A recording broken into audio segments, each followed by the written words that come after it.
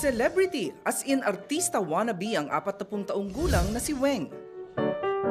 Lumabas na raw kasi siya sa iba't ibang teleserye at pelikula.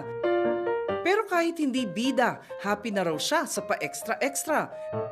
Heto nga't career kung career sa hair and makeup, costume fitting, Kumain na ba si Calvin? at maging sa pagkabisado ng kanyang mga linya. Dati po kasi pangarap ko na po talaga mag-artista. Sa ngayon po, napasok ako dito kasi madali po siyang pagkakitaan and nakakalibang.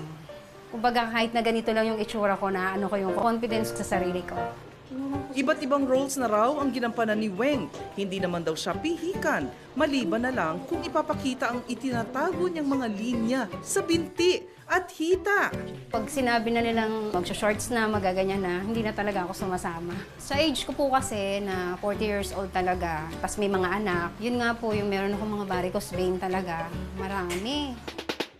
Isinisisi ni Weng ang varicose vein sa matagal na pagtayo noong siya ay nagtrabaho bilang sales lady at tindera sa karinderya. And yung nanganak na ako, doon na naglabasan. Dito po sa may alak-alakan, tapos kalat na siya sa hita hanggang sa paa ko, mga maliliit. Masakit talaga sa akin na sila talaga age nila 44 pero makikinis pa sila. Ako wala na talaga. Don't worry Weng dahil tutulungan ka naming ma-achieve ang varicose veins free na hita. At mula sa pagiging extra, ikaw na ang bida this time sa ating Balik Alindog project.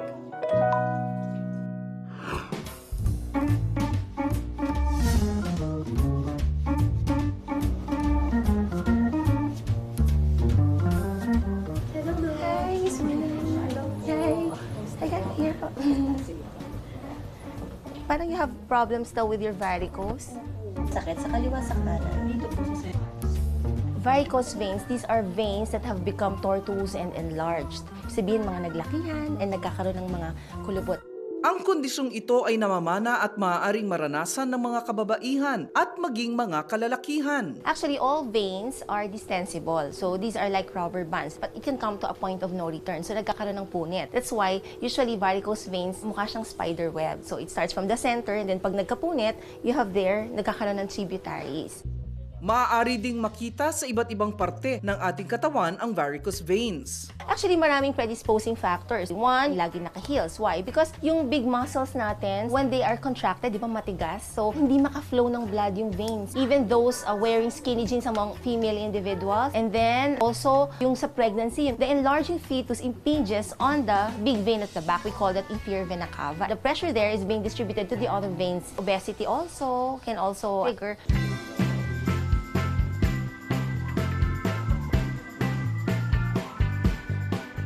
Ang gagawin natin kay Miss Weng, we'll be doing sclerotherapy. So, mag-i-inject po tayo ng sclerosing solution sa kanyang mga varicose veins. Okay, so we can see that both legs are affected. Though this isn't a severe case naman, this will induce pamamaga or inflammation kasi this will irritate the lining. No? So pag namagana yung vein, usually it's a range between 3 weeks to less than a year, there will be clearance of these veins. Considering na the sclerosing solution used is of correct concentration.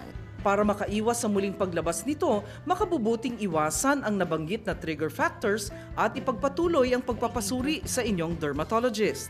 Sobrang excited ko po. Yun lang, medyo masakit lang po, mahapde. Tsaka yung gamot talagang nararamdaman ko na tumutuloy dun sa ugat. Hangin na nasilip ko siya, parang nung pagka-inject niya, parang nag-iiba yung kulay, nagla-light siya. Kaya sobrang excited po talaga ako na makita yung pong resulta niya after po.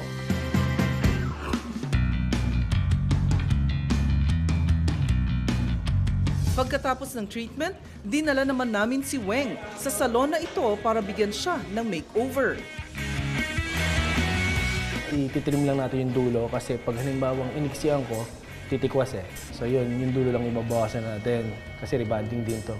Medyo pangit i-layer ng sobra. Complete with hair color and treatment. Manicure, pedicure, at hair and makeup. And to complete the transformation from extra to bida, dapat may sponsored clothes din siya.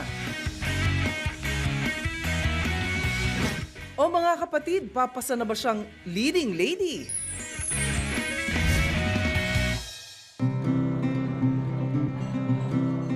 Ngayon, handa na siyang humarap sa kanyang ultimate fans, ang kanyang pamilya.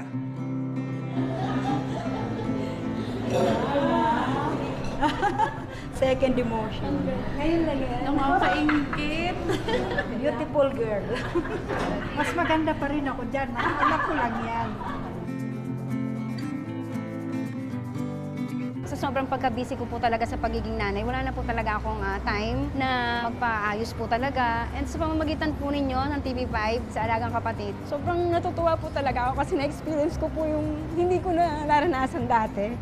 Sobrang thank you po talaga sa inyo. Dati po extra lang ako, sidekick lang ng mga artista, pero ngayon po parang feeling ko po ako ang bida. Kaya nagpapasalamat po talaga ako, naranasan ko maging artista.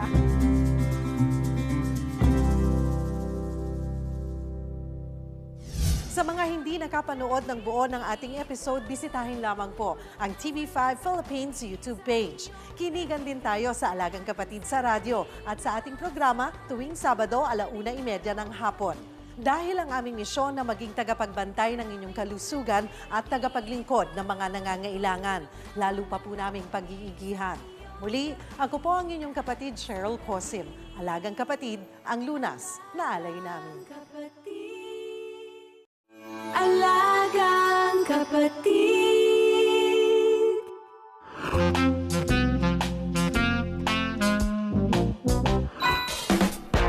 Maraming mga paraan para mapangalagaan at mapanatiling maganda ang ating kutis, lalong-lalo na sa mukha. Bukod kasi sa aesthetic value o panlabas na kagandahan na nagiging kaaya-aya sa paningin, mahalagang napapanatiling malusog ang ating balat. Ang skin natin ang pinakamalaking organ ng katawan natin. Ang skin ang pinaka-first line of defense natin against the environment, against the sun, against bacteria. Sa panahon ngayong sandamakmak na ang beauty products and items na nabibili, idagdag pa ang samut-saring paniniwala ng mga nakatatanda. Ang malaking tanong, ano-ano nga ba ang tama at mali at alin-alin ang may katotohanan at walang basihan? Tuklasin natin ang ilang facial care myth. Una, kapag kumakain ka ng oily food, mas lalo raw magiging oily ang iyong mukha. Para sa akin, hindi naman po kasi hindi naman po napunta yung oil sa mukha ko. It's a myth. Kasi unang-una, ang oiliness ng ating balat, genetically determined siya. Parents mo, medyo oily yung skin nila in the past, oily ang skin mo. So, hindi siya nanggagaling sa pagkain. Number two, sa edad din natin. As they grow older, the skin now becomes a little bit drier. So, as yung mga senior citizens, mas nagiging dry na yung skin nila kasi yung oil glands nagliliit. Pero hinay-hinay lang din sa mga mamantika dahil kung hindi sa mukha, Maaring may magiging relasyon siya sa ibang sakit. Like for example, yung cholesterol, pwedeng magpataas yun. kapag mas mataas ang SPF o sun protection factor ng sunscreen na ginagamit mo, mas maganda daw ang skin protection nito laban sa harmful UV rays ng araw. Mas mataas yung SPF, mas maganda. Napoproteksyonan yung balat sa araw.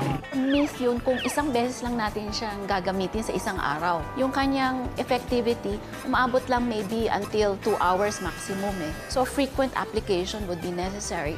Ang pinaka-minimum recommendation kasi natin yung SPF number 30. Ang number 30 already will give you 97% protection. Ang ibig sabihin lang nun is, without using any sunscreen, ganong karaming protection ang maibibigay. Ang sunscreen ay anumang produktong makapagbibigay proteksyon sa balat laban sa ultraviolet rays na mula sa araw. Tumutukoy ang sun protection factor o SPF sa antas ng depensa sa UVB rays na maaaring magdulot ng sunburn at skin cancer. Yung PA is more of the protection afforded by the physical sunscreen. The higher the plus, the more effective the physical block. Kung hihimayin pa ng mas maigi, ang PA naman ay nagbibigay proteksyon sa balat laban sa UVA rays. Bagamat hindi ito makapagdudulot ng physical sunburn, tumatagos ito hanggang sa pinakaloob ng balat na maaaring magdulot ng premature wrinkles at tissue damage. Kaya suriin na ang inyong sunscreen at tingnan kung may PA. Mas maraming plus sign pagkatapos ng PA, mas madedepensahan nito ang ating balat laban sa araw. Hindi raw kailangan ng moisturizer ng mga taong may oily skin. Kung oily naman yung face mo, hindi mo na kailangan ng moisturizer. Kasi kung moisturizer kasi nilalagay mo sa face mo, mas lalong mag-oily siya. Depende. So let's say for example, ang kanilang skin is combination. So yung kanilang T-zone medyo oily, yung kanilang cheeks medyo normal to dry. Then dun sa normal to dry areas of the face, kailangan nilang mag-moisturize. Pero dun sa T-zone, maaaring hindi na kailangan. Wala siyang universal rule as to use of the moisturizer. But the key factor here is if you have a non-problematic, so medyo normal na skin, then you can use either water-based or medyo oilier. Mahalaga ang paggamit ng moisturizers para makaiwas sa skin problems gaya ng pagbabalat at taghiyawat. Pero para makasigurado kung ano ang nababagay sa kutis ninyo, huwag mahiyang magpakonsulta sa isang dermatologist. Matagal na ring haka-haka ang pagpapahid ng yelo na maaari daw magpaganda ng skin elasticity at magsara ng nakabukas na pore sa mukha. Oo, kasi na-try ko na siya eh. Minsan kasi na-haggard na yung face ko, then tinry ko magpunas ng yelo. After na, okay na yung face ko, mukhang fresh na fresh. As far as therapeutic concern, wala naman talagang medical benefit. It's soothing to put ice on the face. Pero unless may trauma to the area or talagang massive yung infection na baka makatulong yung constriction of the blood vessel to the area, then maybe the yellow or the ice would be a good way to deal with it. Next, pinagaganda at isinasaayos daw ng nauusong jade rollers ang hugis ng ating mukha. Hindi, mas maganda pa rin yung hands massage. Kasi pag hands massage, na mamassage mo yung kasulok-sulukan ng face muscles mo. I think the only comparison I could probably agree with, yung jade roller maybe has some benefit pag lymphatics. Parang massage yan eh. The pressure itself probably eases the lymphatic system. Yung lymphatic, para siyang blood circulatory system. No? Pero ito, lymph ang laman niya. Ito yung mga highway ng mga inflammatory cells. Pero as far as contouring is concerned, hindi siguro niya magagawa yun. Kasi yung contouring, mas malalim na level ang kanyang ina-affect. Wala siyang effect to the contouring of the skin. You need a deeper penetration. If you don't have any of that spare money, it's not a necessity.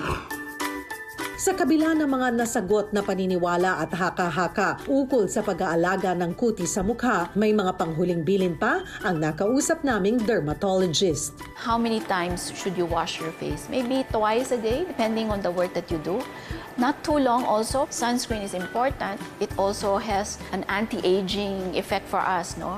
Not only yung pine-prevent natin yung skin cancer, pero anti-aging, we like to stay young and look young longer. Importante yung general healthy living as well. On the other hand, if you're problematic skin, is kung sobrang malalaking bukol na yung pimples, you have to see a dermatologist for that.